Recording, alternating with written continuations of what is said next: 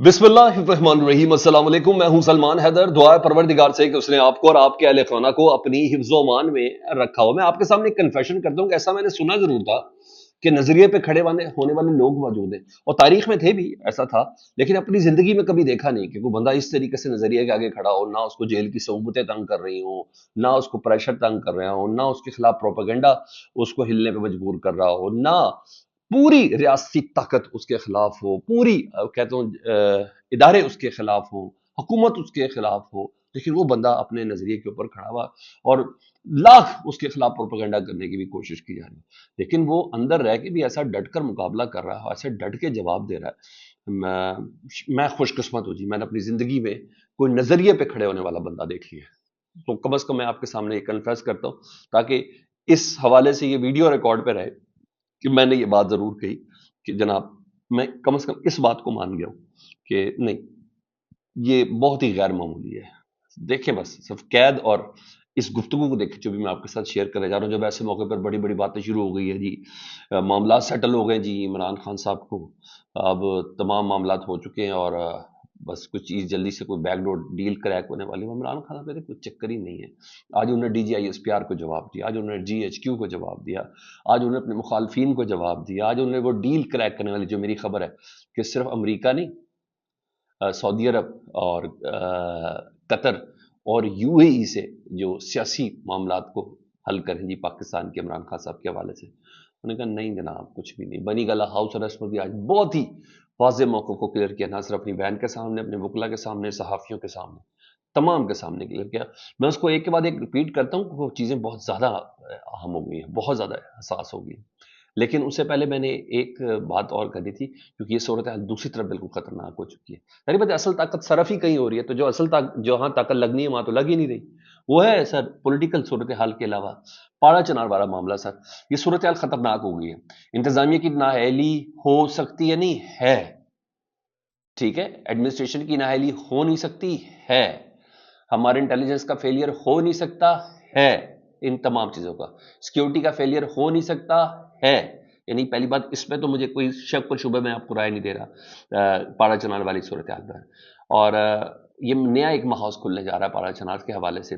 आपको पता है माइनस के दर्जा रात में पाड़ा चनार वाले बहुत अरसे से धरने पर हैं, सड़क के ऊपर मौजूद हैं, क्योंकि ना उधर खाने पीने की किसी किस्म की सहूलत मौजूद है, और ना उनके पास अद्वियात है, ना अस्पताल है। बच्चे तो वैसे ही 50-60 के करीब इस ठंड में ही दुनिया से चले गए, उससे पहले 125 के करीब उनके बंदे शहीद कर दिए गए। लेकिन ये सब तो था, और मीडिया को कहा जाता रहा ये तो सिर्फ ज़मीनी लड़ाई है, ज़मीन का कोई तनाज़ा था, ज़मीन का तनाज़ा था। नहीं, हकीकत को फेस करना चाहिए। एक प्रॉपर, जिसका भी सबूत भी मैं आपको देता हूँ, ये प्रॉपर कोई ये सेक्रेटेरियन मामला था, जिसके में कोई नस्ल कुशी वाली बात चल गई थी। कोई 120 किलोमीटर दूर तो अफगानिस्तान है। हाँ, इन्होंने कहा ईरान फैक्टर भी इन्वॉल्व है, हालांकि वो 2000 किलोमीटर दूर है। लेकिन बहरहाल ये तमाम चीजें थोड़ा गुज्जलिक करके, मीडिया को थोड़ा फिल्टर करके ये तमाम चीजें बताई गई हैं और बताई जा रही है। बहरहाल इन पारा चनार वाले मजलूमों के साथ ज़ारा यकजहती के लिए ना मजलिस वहदतुल मुस्लिमीन ने बड़े अरसे बाद, बहुत अरसे, इन्होंने बहुत देर की, उन्होंने पाकिस्तान के ना बड़े शहरों में ना एहतजाज किया, खसूसन कराची में सड़कें ब्लॉक की। बहुत सी सड़कें खुली रखी, लेकिन बहुत सी सड़कें ब्लॉक की। जैसे लाहौर में प्रेस क्लब के बाहर या किसी कॉर्नर पे, इस्लामाबाद, रावलपिंडी वगैरह में कॉर्नर्स पे की है, सड़क ब्लॉक नहीं की, या इन्होंने की ताकि पता तो चले यार, इतनी बात है, इनको पता है सड़क बंद हो तो क्या होता है। उधर 84 रोज से सड़क बंद है, पारा चनार का मुल्क से राब्ता बिल्कुल मनकता है। तो बहरहाल लाहौर में भी था, और कल पीपल्स पार्टी की क्यादत ने भी पंदलबाज पे धमकी दी थी और ताकत के इस्तेमाल का बताया था। उन्होंने कहा अगर इन्होंने धरना देना है तो KPK में जाके धरना दे, इधर क्यों धरना दे रहे हैं। अरे यार, पाकिस्तान है यार, उसको क्यों सूबों में डाल रहे हैं, उसको क्यों जुबान में डाल रहे हो, उसको क्यों अकीदों और मजहब के अंदर डाल रहे हो। ये पाकिस्तानी है, यही तो इनके ऊपर खुदा की मार पड़ी हुई है, यही तो खुदा की मार पड़ी। पाकिस्तानियत इनके अंदर नहीं है, इनके अंदर सुबाइयत है, ये है बेसिकली। इसलिए खुदा का कहर नाजिल है इन लोगों के ऊपर।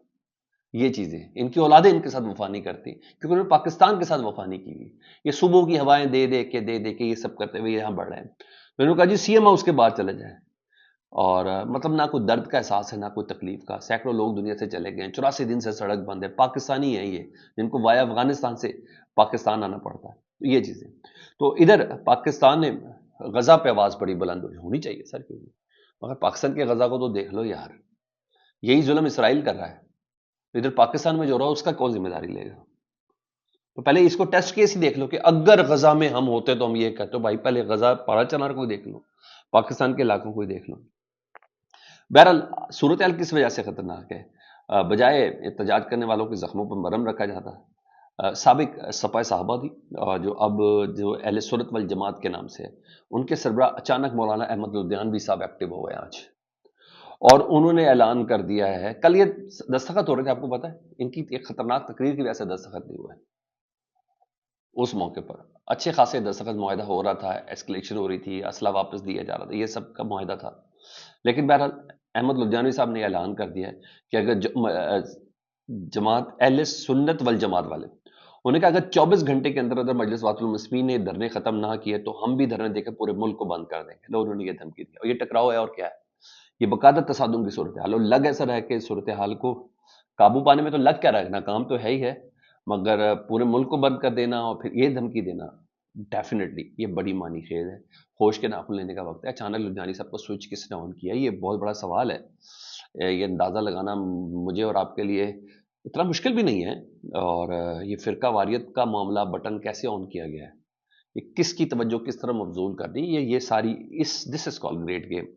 تو یہ مجھے اور آپ کو دیکھنا ہے کہ یہ کس وجہ سے۔ ہاں آئی جی کراچی صاحب اب کہہ رہے کہ آج مغرب کے بعد تک تو میں نے پورا کراچی کلیئر کر دیا، میری بات ہو گئی ہے، اور یہ وہ جو کچھ بھی ہے، لیکن وہ بھی کریک ڈاؤن کا اشارہ کر رہے ہیں، انہوں نے 3 دن بہت ہو گئے، تو اس طرح توجہ دینے کی ضرورت ہے۔ یہ بہت بڑا معاملہ بن جائے گا سر، بہت بڑا معاملہ بن جائے گا، اور وہ جو سب کہہ رہے ہیں، سب کا focus P T I, Pakistan کی پولیٹیکل صورتحال، رچرڈ گنیل، امریکی دباؤ، ان تمام چیزوں کے اوپر ہے۔ معیشت پہ تو ہے نہیں ان کا فوکس، باقی چیزوں پہ تو ہے نہیں، انہوں نے کہا جو ادھر سے ہٹانا ہے تو یہ بھی ہو سکتا ہے۔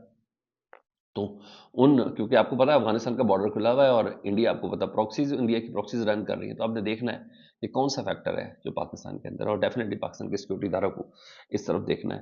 ادھر عمران خان صاحب نے ایک بار پھر سے تمام اندازے غلط کی ہے، اور وہ اندازے غلط کرنے کا معاملہ کس طریقے سے ہے وہ سن لیں جی۔ اڈیالہ جیل میں گفتگو کرتے ہوئے انہوں نے واضح کیا کہ مجھے اپنے معاملے میں کسی قسم کی کوئی امریکی حمایت درکار نہیں، کلیئر کرو یار، یہ تم لوگوں نے روز کیا ڈرامے بازی کی بھی ہے، وہ سنتا ہے نہیں تو ٹائم لائن لینے کے لیے باتیں کرتے ہو کہ امریکہ، عمران خان نے امریکہ سے مدد مانگی، نے کہا مجھے کسی صورت میں کسی امریکی حمایت کی درکار نہیں ہے، میرے کیسز جینون طریقے سے ختم ہوں گے، اور جینون طریقے سے ہی ختم ہو رہے ہیں، کیونکہ میرے تمام کیسز ہی بوگس مقدمات بنائے گئے ہیں۔ اور انہوں نے کہا کہ مجھے ڈیل کرنے کی کیا ضرورت ہے، مجھے نہ تو اسٹیبلشمنٹ سے ڈیل چاہیے کسی قسم کی، اور نہ ہی رہا ہونے کے لیے کوئی بیرونی مدد درکار ہے، میں خود اپنی جنگ لڑوں گا خود، اور میرے کیس فائنل سٹیج پر ہیں، میں ڈیل کیوں کروں؟ یہ توشہ خانہ کیس کی سماعت تھی نا، اس کے دوران ہوا، جس کو اب 2 جنوری تک اس کی سماعت بولتے ہوئی ہے، اور مطلب وہ جو عرب ممالک والا دباؤ، قطر والا دباؤ، یو اے ای والا، سعودی عرب والا، یعنی وہ بھی تھا کہ اس معاملات کا عمران خان صاحب کو فوراً سیاسی حل نکالیں۔ تو انہوں نے کہا 26 نومبر، یہ پورا D G I S P R کو انہوں نے ایڈریس کیا، انہوں نے کہا 26 نومبر کو آپ بات کرتے ہیں، انہوں نے کہا 26 نومبر کو لال مسجد آپریشن کی طرح لاشیں دفنائی گئیں، یعنی یہ 12-13 افراد تو ہیں، اس سے زیادہ افراد دنیا سے گئے ہیں، ان کی لاشیں دفنائی گئی ہیں چھپا کے، وہ یہ کہنا چاہ رہے ہیں عمران خان صاحب۔ انہوں نے کہا اب 26 نومبر کی بات نہ کریں، انہوں نے کہا بنی گالہ ہاؤس اریسٹ میں نہیں جاؤں گا، اور اسٹیبلشمنٹ کو چاہیے کہ آپ ملک کی سرحدوں کی فکر کریں، ہماری فکر نہ کریں۔ Proper D G I S P R کو کا جواب دیا کہ اب سیاسی گفتگو نہ کریں، ہمیں نہ بتائیں کہ پی کے ہمیں معاملات دیکھنے، یہ ہمارا معاملہ ہے، ہمیں پتہ ہے کیا کرنا ہے، مگر 2.5 سال سے میں کیس لڑ رہا ہوں، 1.5 سال میں جیل کاٹی ہے، پھر کیا ضرورت ہے مجھے ڈیل کرنے کی، اور جیل سے باہر آؤں گا تو اپنے تمام کیسز ختم کر کے ہی آؤں گا، میرے تقریباً تمام کیسز ختم ہو بھی چکے ہیں۔ علیمہ خان صاحب نے بتایا کہ عمران خان صاحب نے کہا کہ جو 9 مئی کا کیا کرائٹیریا کرتے ہیں، جنہوں نے پارٹی چھوڑی 9 مئی کے بعد، جنہوں نے مقدموں میں تھے، جن کی فوٹیج وغیرہ سب کچھ آپ لوگ چلا رہے تھے، جیسے انہوں نے پارٹی چھوڑی ان کے تمام مقدمات کیسز معاف کر دیے گئے، یہ عمران خان صاحب کہتے ہیں، انہوں نے کہا یہ کرائٹیریا آپ کے میرٹ کا، یہ انہوں نے کہا۔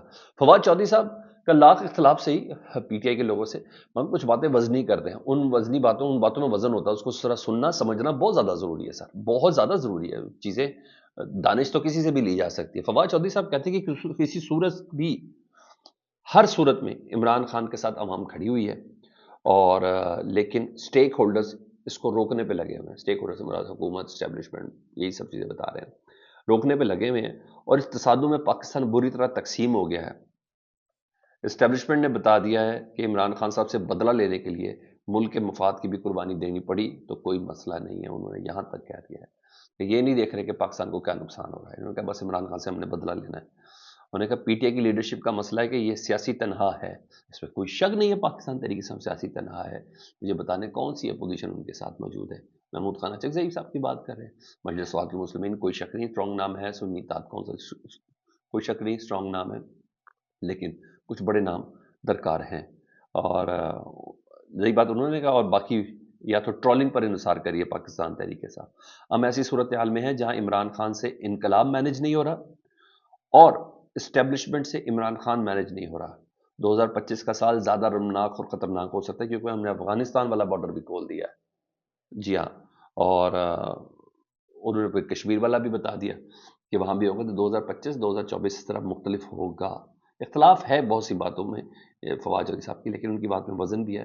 اس کی طرف بھی دھیان دینا ضروری ہے. سیشن عدالت نے جی وہ جو 25 نومبر کو جو رات کو وہ رینجرز اہلکاروں کے شہید ہوئے تھے, جو ایک بندے کی گاڑی کے جس سے متعلق کہا جاتا ہے کہ وہ پاکستان تحریک انصاف سے تعلق تھا, لیکن پتہ چل گیا کہ جی اس کا پاکستان تحریک انصاف سے قطعاً کوئی تعلق نہیں تھا. ہاشم کی بات کرو, ہاشم عباسی, شاید خاقان عباسی کا وہ ریلیٹو تھا اور ویسے ان کا تعلق کسی اور سیاسی جماعت سے تھا, پاکستان تحریک انصاف سے نہیں تھا. ان کا جسمانی ریمانڈ ختم ہو کے ان کو جوڈیشل کر دیا گیا, یعنی ہی از ایلیجیبل ٹو گیٹ بیل, ضمانت ان کی ہو سکتی ہے. تو اب دیکھیں کیا ہوتا ہے. اور اب ضمانت کے لیے اپلائی کیا جائے گا, اور ضمانت اگر ہو گئی تو ساری باتیں پھر لوگ رابطہ کریں گے. ضمانت ہوگی, جیسے اعزاز سید نے ان سے رابطہ کر کے پتہ کرایا تھا کہ بھائی ان کا تعلق تو پی ٹی آئی سے ہے نہیں. اگر اور لوگ مل گئے تو پھر 26 نومبر کے غبارے سے بھی ہوا نکل جائے گی. فیڈ بیک سے متعلق ضرور آگاہ کریں. اپنا بہت خیال رکھیں. اللہم صلی علی محمد و آل محمد.